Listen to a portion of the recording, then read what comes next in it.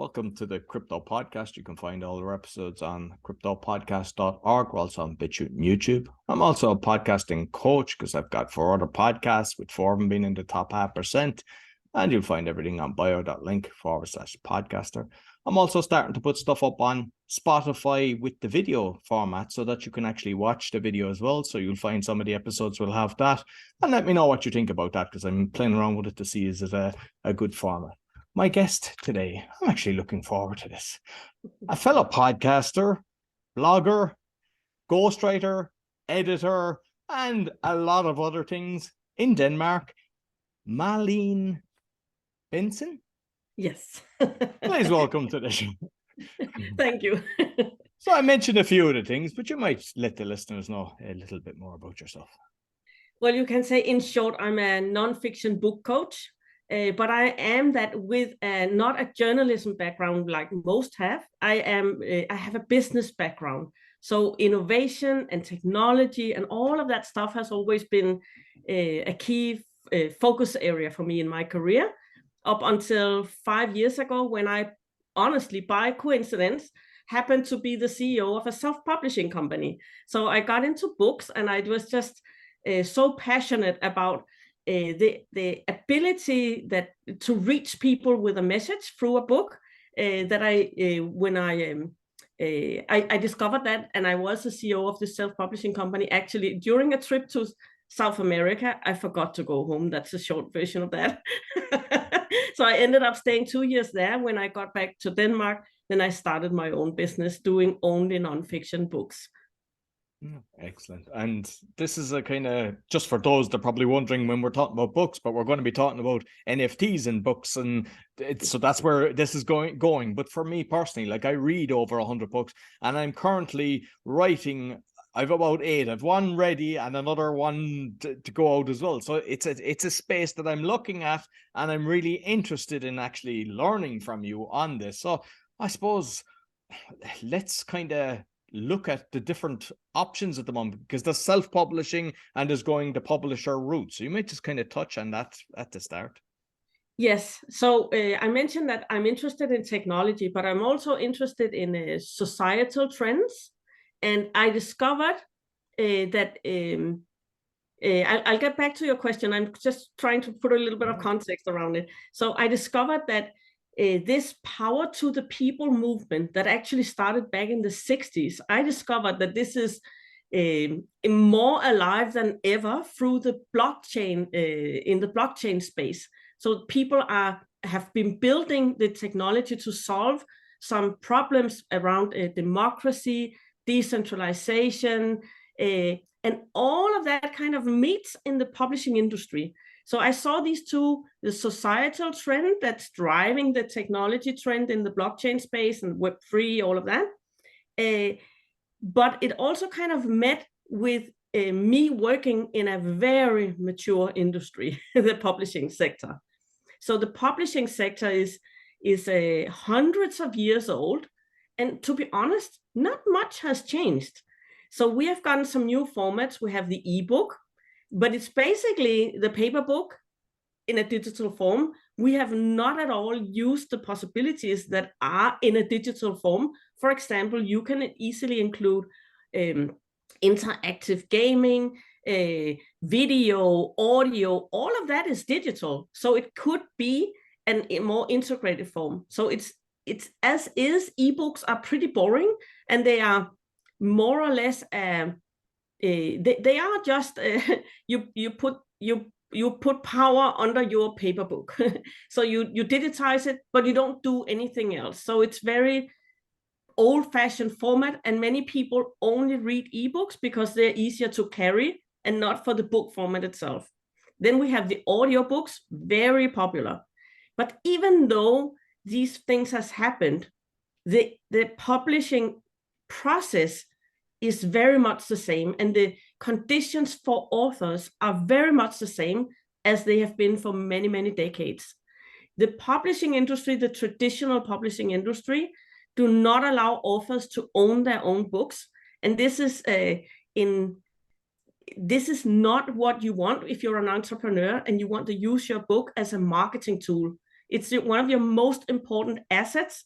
And if you're going the traditional publishing way, you're giving up all of your rights, not only to revenues. You get some royalties, but honestly, that's a very small part you're getting as an author.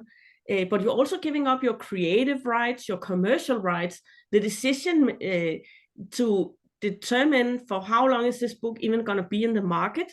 That belongs to the publisher, not to the author. So there were some conditions there that I find that are not beneficial for authors in general, but specifically for these authors that I help publish their nonfiction books, to use them as a branding and marketing tool in their business. They're not a product in itself. Well, they are, but it's not to make money on books they're publishing. They're using the book to build their business. So for that reason, some of these conditions in the publishing industry are hard to live with, actually, to accept as a premises for going down that road. Some people, and for the longest time, I thought that too. I mean, in my mind, print on demand was a big revolution, that now you did not need a publisher. You could do it yourself, and you didn't even have to print a ton of books and carrying that risk of not knowing exactly how many of those books would be sold. You could now upload a file. You can upload a file, and when somebody buys your book, a book will be printed and sent to that person. So that kind of eliminates some of the risks for the independent author, but it's still the same system. And it's still the case that the author does not get a lot of the money from that. And more importantly, they don't get customer data. And that's really one of the most important reasons why I wrote this book about how to publish as an author in Web3 and using NFTs as an author. This is really about having that data. So we can all understand that when we are talking physical bookstores and that more analog system of how books are purchased and sold, we understand that when we pay with our credit card at a physical bookstore, the author will not get our information. And we kind of accept it as a premise, but we carry that acceptance into the digital world. Today, 55% of all books are sold on Amazon. At least that's a number I have been able to find. 55%, more than half of paper books, almost all audio and ebooks are sold in digital form. It means they know who bought them, but the author has zero data on who bought their books. It means both on that is the case both on an accumulated level. They don't get like insights into who is my audience, but they also don't have the specific connection with the specific reader. And Web3 will be able to help them have that. They will be able to have the direct connection if they publish their book as an NFT with the reader and keep adding value to that reader and keep staying in connection, even if the person would resell the book, which would also be a new thing for the author, that they can claim their royalty every time the same book is sold. So completely different business model. And it's been super exciting to diving more into detail on how exactly do these new technologies apply to a mature industry like the publishing sector. And like, because you mentioned the royalties, and just for those that don't know, it's only a few of the big fish that get a big check from the publisher. The majority get nothing, and they expect the publisher to go away and do the work for them. And the publisher says, okay, now you start doing the marketing. And yes, I've talked to a lot of people. You get some people, you're lucky to get 50 cents or $1 a book, even if it's sold for 20 or 30 bucks. So like it's kind of sad the way it's done. And you mentioned like that you're giving your rights up. They basically control it. And with like Amazon, because I've looked at that, and that's the one that I'm kind of worried about, because yeah, you don't get the email, which is important, but the other thing is you don't get the data of what you sold. Like I know of people that were selling products on Amazon. Amazon didn't come along and you were on page 1 and you were doing fantastic with a certain product, then Amazon are selling that product. You're just down the list now, and your business just disappeared overnight because they basically said, well, we should be giving you the profit when we can keep it ourselves. So, like, how do we know if I've sold 1,000 books and they tell me 10? There's no way. Yeah, that's true. We have no way of knowing that data is correct, but we do get sales reports. I think the most problematic part of that is that we get too little. The distribution of profits is not in favor of the author. That's the one problem. And the other one is that you will have, whether you self-publish using directly on Amazon with print on demand or some other platform, or you publish with a publisher, you have to wait for your money. And you cannot resell that book. If it's resold, even now, many of the bigger bookstores, including Amazon, they now have, they offer the opportunity to resell books. So there's a secondary market for books directly on Amazon now, which is fine, but we don't pay the author the second time. So that's only between the person selling the book and the platform that they use to sell the book. So they share the distribution from my creative work. That's not fair.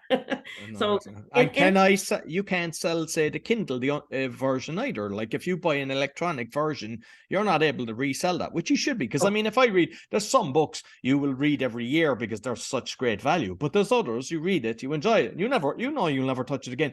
And like, if it's an electronic book, even if they say we'll give you 50%, you'd be happy to do that, but you can't do that. No, that's true. You cannot pass it on to someone else. But you will be able to do that if you publish it as an NFT. An NFT, I suspect that many of your listeners already know what an NFT is, but in case somebody is listening who don't know, so the NFT is a non-fungible token, and it's usually a visual representation, some digital art that people think is the NFT, but what it really is the contract that's behind it, a smart contract, which is a piece of programming. So that's a very short version of that. But I mention it because in that programming, we can put that every time this NFT is sold, the author should get their 20% or 50% or 10% or 5% or whatever you want. Even the designer could get paid every time, or your mother-in-law, if you want to give her a piece of the pie. You decide that as the creator of that NFT, what should happen when what happens. So when this NFT is sold, this is what should happen. It's basic programming. If them sentences, if this happens, then I want that to happen. And it's pretty easy to do now. And even as a non-tech savvy author, there are now coming services, they're becoming available, services where you don't need to understand any of the tech stuff. You just publish your book and you just put into the information, I want this, then it's not a name, but a digital wallet. This wallet should receive 20%. This wallet should receive. If you want more complicated use of NFTs, you would need some Web3 developer to help you program the contract. But there are services now that makes it very simple to also publish as an NFT. Some of the services that are in the market, we're now in December 22.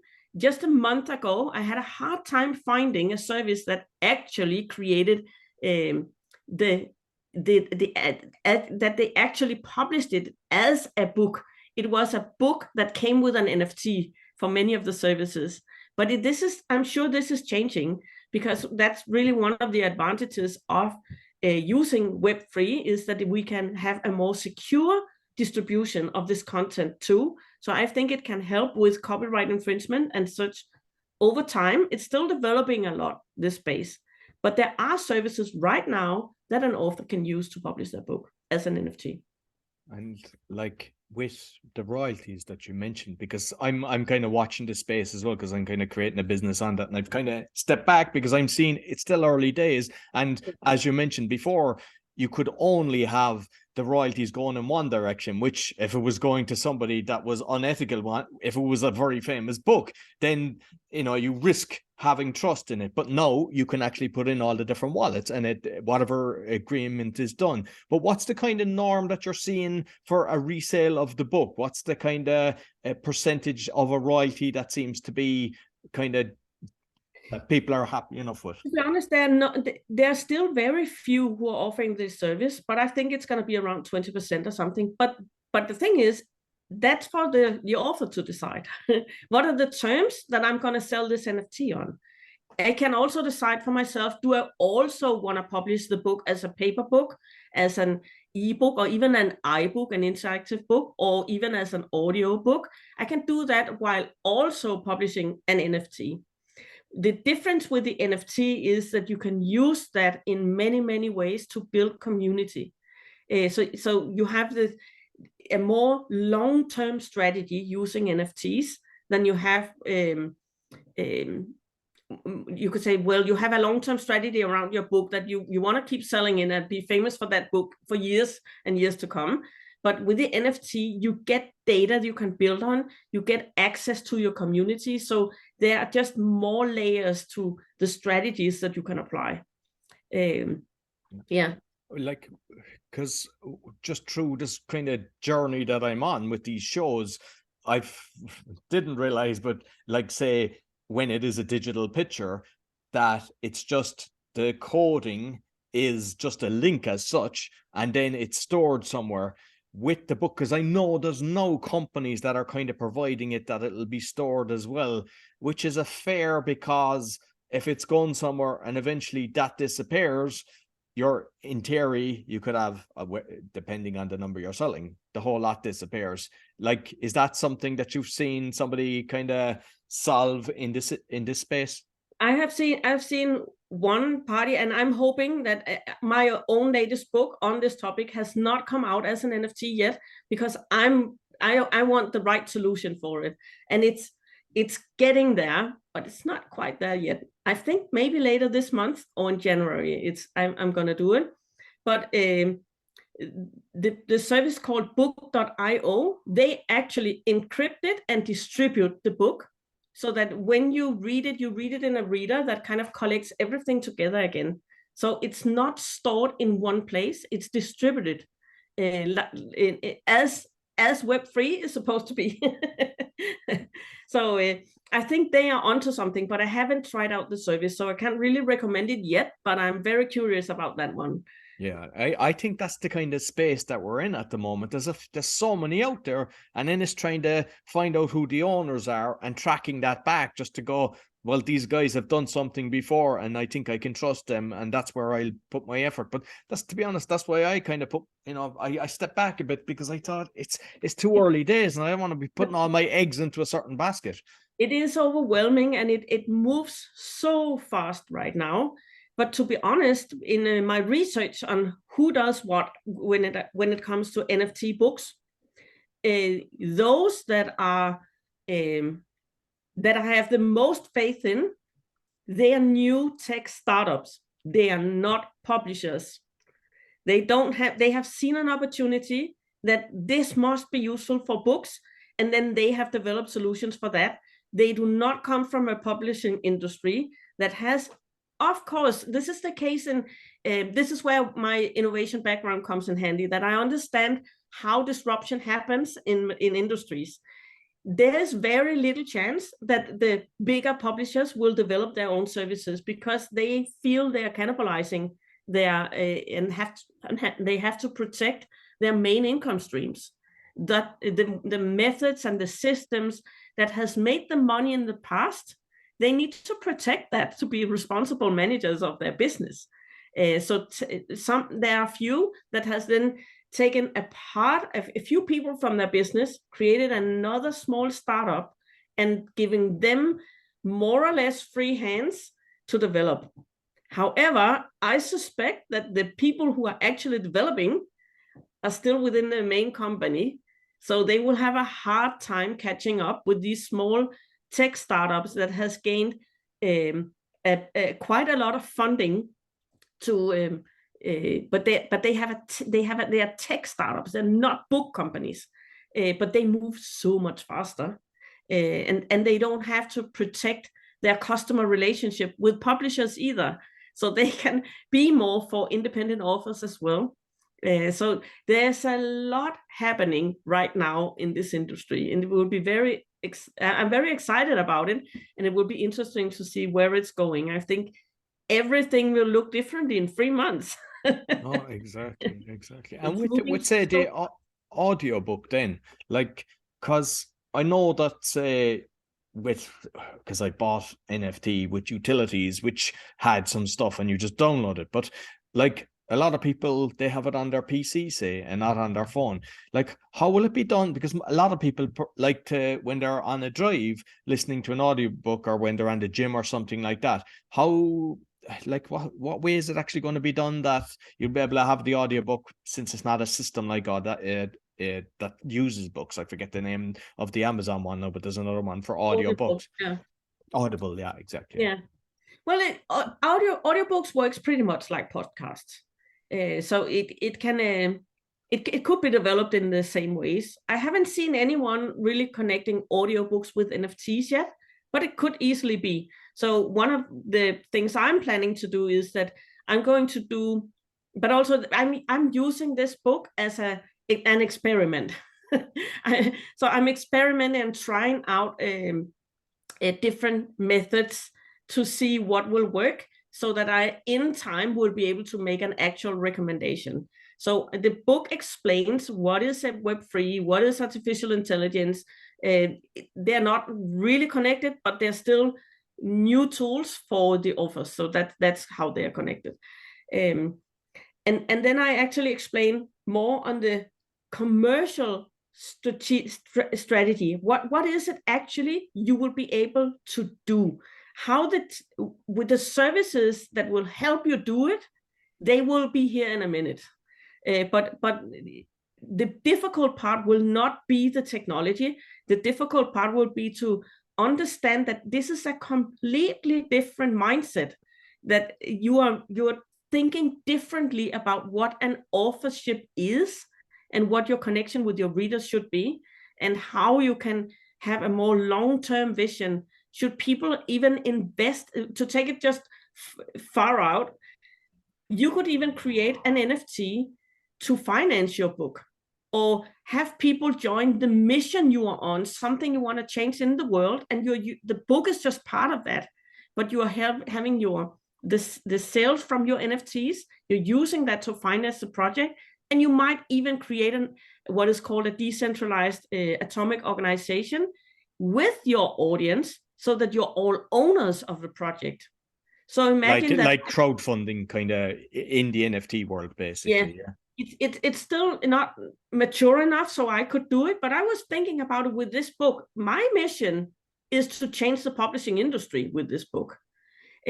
So I could ask people to become part of that, and that they can get part of whatever is coming in from this book, like royalties and so forth, or even become co-owners of my business. If I'm really on a mission and I want to change something in the world, I cannot do that alone. I need the people who are also interested in changing this in the world. But right now I can create the DAO, I can create the organization, but my ability to actually pay people back for their investment is too difficult still. It's not well enough developed yet. So at some point that might be possible. This is just to give an example of how differently you can think the business model. So it's not a straight line anymore. It's not like to be drawn like a sequence of then this happens and this happens and this happens. This is going to be more circular. Also, that books will circle between readers, and people who are organized in this organization can be new people all the time, and it's still the same organization, and they will have voting power, and they could be part of deciding what should be the next book, what should be the next project. Do we want to pay out royalties when we do this? You can have people who own the NFTs become really part of those decisions, voting with their NFT. So the book explains many of these options what is it that you can do? And then I try to help in the last part to figure out, depending on the mindset of your audience, your specific audience, and I kind of divide them in four. And I help people like identify which strategy would then fit my type of audience. And this is an attempt to help people think the commercial part first, think about the marketing first, and then technology will catch up with us and be very easy to use in a second. It's not difficult right now. There are just few options. And like with a physical book, then can you have it that it's like done on print on demand, and they buy this with the kind of interactive book, and you kind of cross them, because you don't want to be having a shipment order, because me personally, I don't like reading a PDF book, to be honest with you. I got a Kindle, and it's like, no, yeah, when you mentioned it's handy for if you're traveling and you don't want to be carrying 10 books with you, but so like a lot of people are like that. They prefer the physical books because you can make your notes and everything, and whether you earmark the pages and things like that. Is it possible that you can kind of cross-reference them, that you have got your NFT, that you're getting the digital version, but also there's like the print on demand, that it goes to the address that is part of the sale? Well, there's one of the world's biggest book distributors is called Ingram Spark, and they actually invested in Book.io that I mentioned before. And what they're going to create is a mint and print service. And they should be explaining that how it's going to work. But I talked to them, and it seems like how it's going to work is that I buy my NFT for the book, and then I decide, and by the way, I want to print a copy and have that sent to me. So it's going to be the other way around. I buy first into the relationship with the author. That's one way of putting it. And then I want to print the book. Because I have that NFT, I'm allowed to print a copy of the book. So it can also be that that NFT would allow me access to book reading, access to a community, access to free membership, or access to meeting the author, or take him out for dinner, or what else. So this NFT can also be like an access card, an access token for other things as well. But I'm very interested in that mint and print, because I think that really, honestly, might be the new standard. And will people, obviously, they'll get their fee when they sell it on the NFT, but if somebody does the print, will that be just through the printing company, or will there actually be like a percentages going back to the author as well? Yeah, that would probably be the case. Yeah, it depends on what's in the contract and how they're actually building the service, but I think that's definitely possible to do that. Yeah, it's also possible that well, it becomes a little bit technical, but should you then be able to print again if you sell the NFT? Should the new owner then also be able to print? And how's that going to happen? So I guess somebody has to do the numbers there to figure out how we can make that system work. I know that for that some of those who are selling NFTs with some physical merchandise that you will then get access to, they only give it out to the first person owning the NFT. I would like it to be more dynamic than that, and I'm sure we will get there.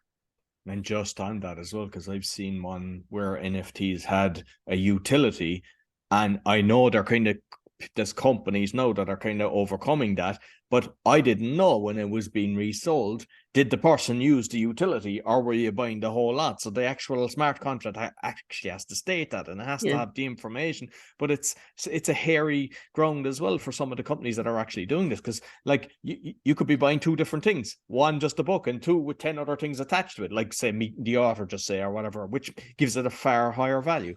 Yeah, there are many issues still in this space. There are many things to be solved. There are many things that can work better. But there's one thing that is for certain: Web3 is here to stay. We're in the early adopters phase, but we're getting closer to mainstream.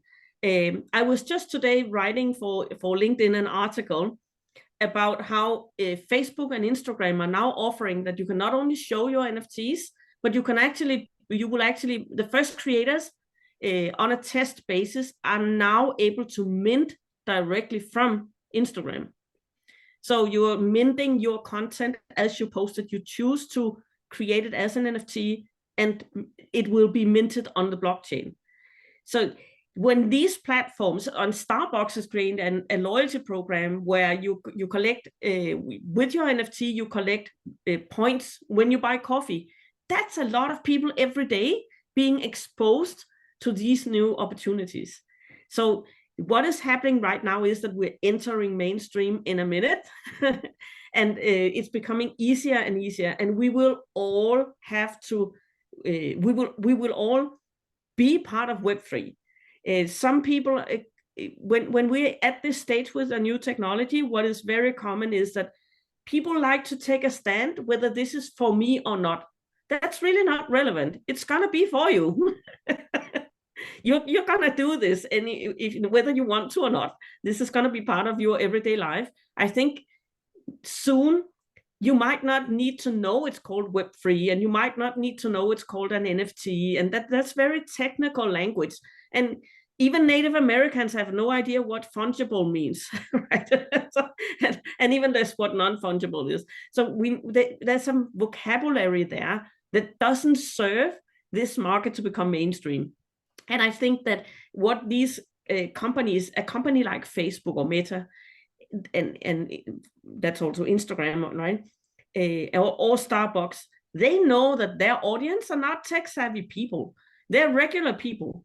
So they have to explain things and design the services in a way that people are easily able to use them, and that it's exciting to be part of it, of doing this.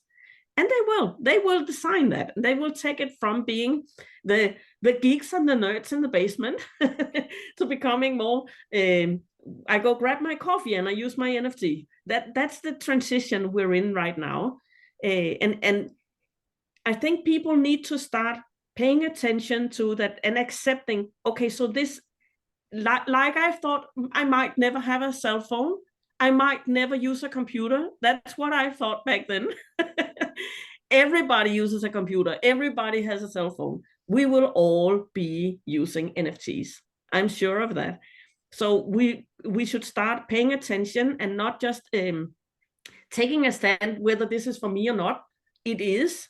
It is for everyone. It will be for everyone. So my choice really is, am I going to be an early adapter, or am I going to be the last person on the train station? So start learning about this area and what is happening in this space, and be curious about how could that change the industry I'm in.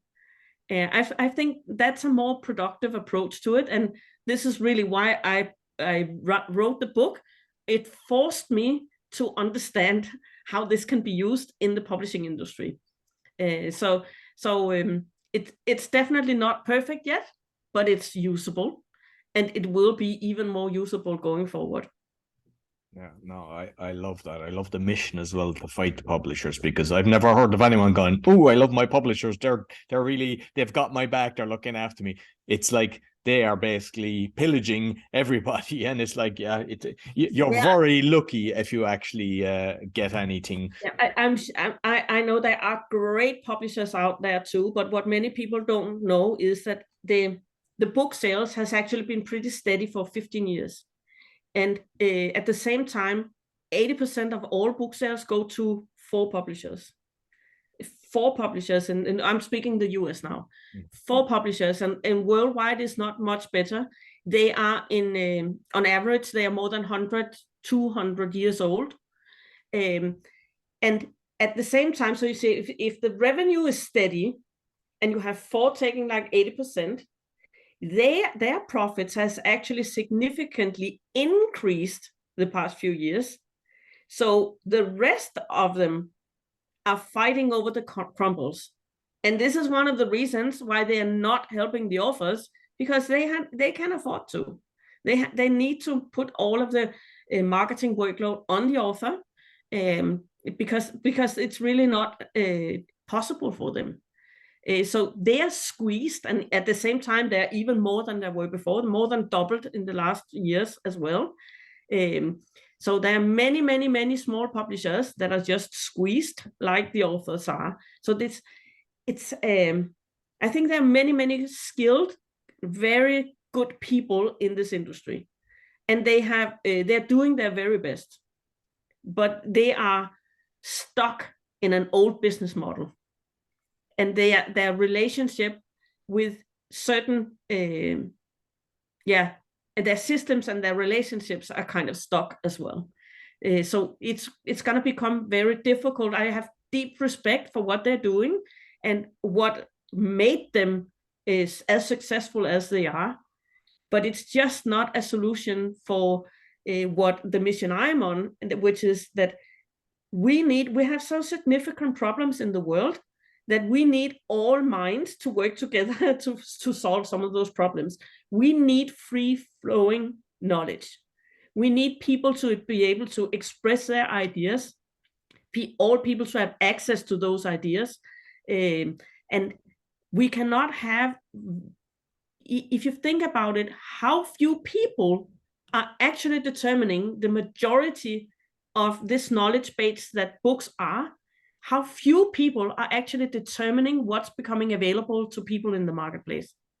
That's horrifying, really. And it's not what we need. We need more free-flowing system, and we need everybody to be able to make a contribution.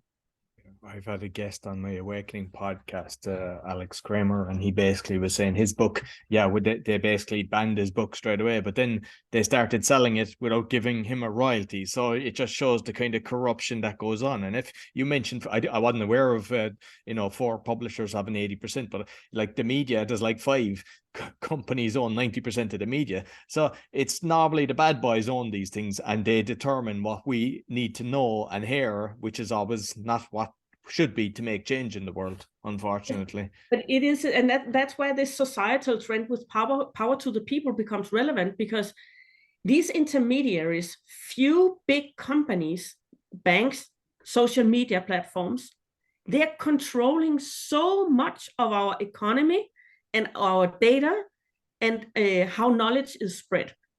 And it's really, if you think about it, even globally, how few people that might be that are actually making those decisions. That doesn't serve a democracy, and it doesn't serve it's well, for sure, it hasn't solved the big problems that the world has right now. I mean, it's all orchestrated from my research, and it just gets worse and worse. But I actually see light at the end of the tunnel with this technology, because I can see it actually improving. And just on, because I read recently, majority of books they sell, because there's a lot of work going into writing, because as I mentioned, I've written, and I'm writing a few more, but like majority sell less than 100, and it's kind of like opening a shop or doing anything. It's all down to kind of your own marketing and promotion. So have you any kind of advice for people how to get more, because it's like I've seen that as well in the NFT for art space, because most people, they could be fantastic artists, they go in and they put it on, say, OpenSea or somewhere like that, and nobody knows about it. So they're wondering why they're not actually selling thousands and making becoming a millionaire overnight. And it's kind of the same with this. Like, you create your book, but it's all down to the marketing. So like, what's your advice on that? Well, you can say, if you're a business owner, you have to love marketing. Excuse me. Sorry. So you have to love marketing if you're a business owner. That's just you don't get around that. I think it requires a shift on mindset. A book is what makes marketing fun. So I'm here talking to you now and being able to share this message because I wrote a book about it. I might, even because I know something about it, and not many people has even paid attention to this space at this point. But having written a book about it, it really helps getting into conversations. So a book is a door opener. It will be, you always have something to talk about when you have a book. You don't have to speak about your services. You can talk about the topic. It's so easy to do marketing when you have a book. So I think that really it requires a shift in mind. You have to do it. You have to prioritize time to do it. But also it becomes more fun. You would much easier be able to get speaking engagement with a book. You have always something to post, even taking snippets from your book. There's a lot of snippets in one book. It's quite easy to create content once you have done the work of writing a book. And even while writing the book, you are getting so much information that you didn't have before. If you do just a little bit of research, you will have so much more to post on social media than you will have without the book project. So I think look at it from like a marathon. It's not about the launch. It's about how visible can you stay with your book over years to come, even 5 years. So I usually say I wrote this book, and this is a book that is visionary. It's based on knowledge I did not have in advance. I wrote it in 35 days. One of the reasons I could do that was that I've done it before, but also that I used artificial intelligence to write it. And also I made it my priority. 35 days for writing it. I have a 3-year-long marketing plan. It's not planned into details, but there's definitely enough activities for 3, even 5 years. so it's quite a lot of authors that I meet, they are very focused on the launch. That takes them like a minute. It's hitting a button and maybe having a book reception, maybe have an email campaign that sends a lot of traffic. And what you need is a more long-term plan. How are you going to keep sending traffic to your book on Amazon? How are you going to utilize your network to get some visibility? Which PR activities are you going to do for your book? Which podcasts are you going to visit? Are you creating your own show? These are long-term strategies.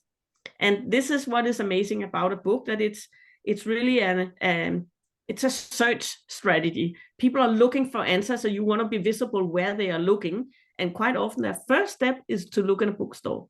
If people want to learn something new, that's very often where they start. They start reading a few books about it. And then if they fall in love with you as an author, then you can invite them to take the next step with you. So I really feel that book marketing is just more fun than creating, I don't know, ads or something like that. And also maybe even when you're a business owner, you should do what you do best. Hire someone to do some of that marketing for you, but you need to make it a priority. Excellent advice. Thoroughly agree with you. So thoroughly enjoyed our conversation. So 1, you might mention the name of the book. 2, mention your podcast and also where they can find you. Yeah. Well, you mentioned my podcast. I am a podcaster, but right now it's been retired for a while because I'm going to create a new one on this topic. But it's called Marketing Made Human. My first book was also named Marketing Made Human, and it's really about overcoming that fear. And it's written for solopreneurs who are teaching something. So it's in the knowledge space as well. And it really helps people to fall in love with marketing. That's actually the subtitle. What they need to know to fall in love with marketing and sales. So that's that part. Then I have my new book that is called Next Gen Author. And it's about how to use Web3 and artificial intelligence and redefine authorship. What is it all about and how can you do it faster? So it's not a how-to book. It's a visionary book that teaches about these opportunities. My website is called Goosebump, in singular, goosebump.pub for publishing, or where you get your favorite beer, if that helps you remember it. So it's not .com, but .pub. Yeah. And there is actually a free membership there, so that if you want to stay on top of these trends, you could create a free account there and get information that way. Excellent. Thank you very much. I'll make sure I'll put all the links both on the audio and the video. Thank you. Thank you. So that's all for the Crypto Podcast. You'll find all our episodes on thecryptopodcast.org. As mentioned, we're on BitChute and YouTube. Sure to give us a thumbs up, 5-star rating, And make sure you check out the book as well, because it's important. Find everything on bio.link/podcaster. Until next week, take care.